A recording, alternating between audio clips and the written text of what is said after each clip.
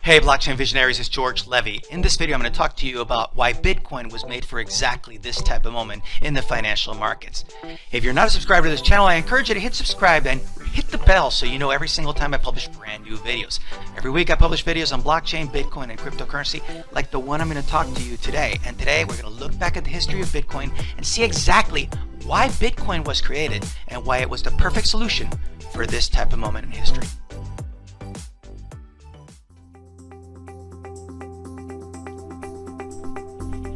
I would like now to take you to the beginning of Bitcoin, and to do that I'm going to take you to the white paper. The white paper for Bitcoin was Bitcoin, a peer-to-peer electronic cash system. Now, the Bitcoin, a peer-to-peer electronic cash system, was the white paper that gave the vision for Bitcoin. But the thing that most people don't realize is that this white paper was published exactly in the middle of the financial crisis of 2008.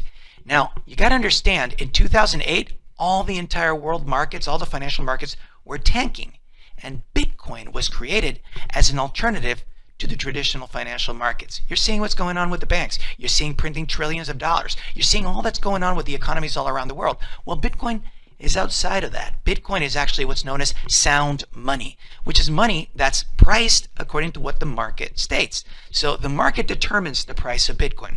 Now, mind you, there are periods of volatility, and I want to show you exactly how this has all played out. We are entering a new era. Everything is changing. The way we work, the way we buy, the way we live, even the way that we do business is changing. Some experts have called it the blockchain revolution. Join me in a free masterclass, and I will teach you how thousands of people around the world are able to quit their jobs and transform their careers into blockchain and cryptocurrency, even if you don't have a college degree. Join me and I'll show you how. So key things I want to point out to you is that from this crash of 2008, the white paper was published on October 31st. Now notice, October 31st was the publishing of the white paper, but the actual Genesis block, which was the first block in Bitcoin, was published on January 3rd, 2009. The reason that was the case is because Satoshi Nakamoto wanted to give a chance for the network to exist. He wanted other people to join the network so you truly could have a decentralized blockchain network. You see, if Satoshi launched the Bitcoin network himself, he would have basically just been him. It would have been fully centralized. But by actually presenting the vision for what Bitcoin would be, other people joined the network. So you wound up having Bitcoin launching as a decentralized network on January 3rd, 2009. Now, interesting things about this is that every single transaction that's ever taken place in Bitcoin is recorded on the blockchain. I'm going to take you right now to that first transaction ever on the first block ever in Bitcoin. That block is called the Genesis block. Now, if you go to any block explorer and you actually look within a block explorer, and I'm going to go into the explorer portion, if you look at block 0, this is block 0. This is the first block in Bitcoin. In Bitcoin, the first block was block 0, not block 1, block 0. It's known as the Genesis block. Inside that Genesis block, which took place on January 3rd, 2009, there was a message from Satoshi Nakamoto. Satoshi's message was, "Chancellor on brink of second bailout for banks."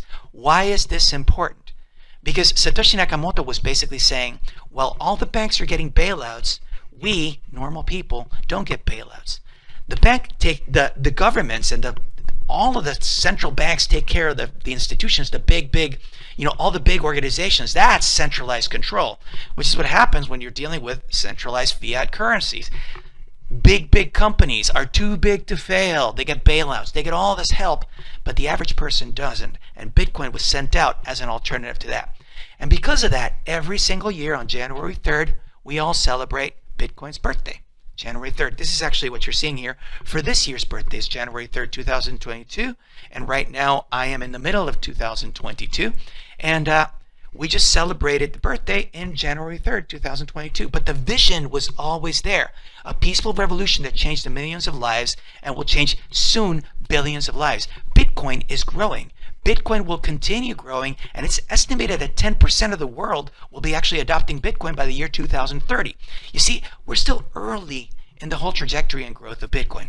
Mind you, I'm not guaranteeing you that the price of Bitcoin will forever keep going up. What I will tell you though is that for the people that have actually held on to the vision of Bitcoin and what we know as HODL, or hold on for dear life, regarding of the whole volatility of Bitcoin, Bitcoin has actually been volatile throughout its whole history. If you look right here, in 2010 was the first time that Bitcoin actually truly had a value to itself. Prior to that, when we're looking at like the first blocks, January 3rd, 2009, everything throughout there really was no value to a Bitcoin. But the network was growing. And then we started getting a value for Bitcoin. Now notice how the price of Bitcoin kept climbing to as high as 1,238. That was actually in 2013. And then the price dropped to 687. That's a 50% drop right there. Then price dropped and started climbing. Now we had a big run up in 2017. We hit as far as at the beginning of 2018, we hit as high as 20,000, and then we dropped into a bear market. And then we had a big rise starting in 2020, and now we're dropping back into a bear market. Now the question is, if you look at the history of Bitcoin throughout the times that we've had Bitcoin, there's always been that volatility. Things are challenging and different, but now there's billions of dollars being invested by huge companies. Like, you look at things like Tesla investing $1.5 billion. You're looking at countries like El Salvador making Bitcoin legal tender. With the same as a US dollar, you can actually buy things in Bitcoin and buy them in US dollars. Things are changing. But the key vision has always been Bitcoin is sound money for people. And we don't need to rely on the central banks. We don't need to rely on the financial markets, because Bitcoin, we control it.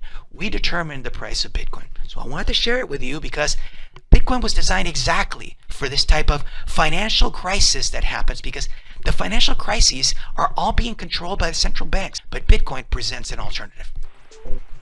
I hope you enjoyed this video and that you learned something in the process. I bring you brand new videos every single week, so make sure to subscribe to this channel. And if you have any questions or comments, please leave them below. I would love to hear from you. Until next time, I'm George Levy. We're changing the world one blockchain at a time. See you next time.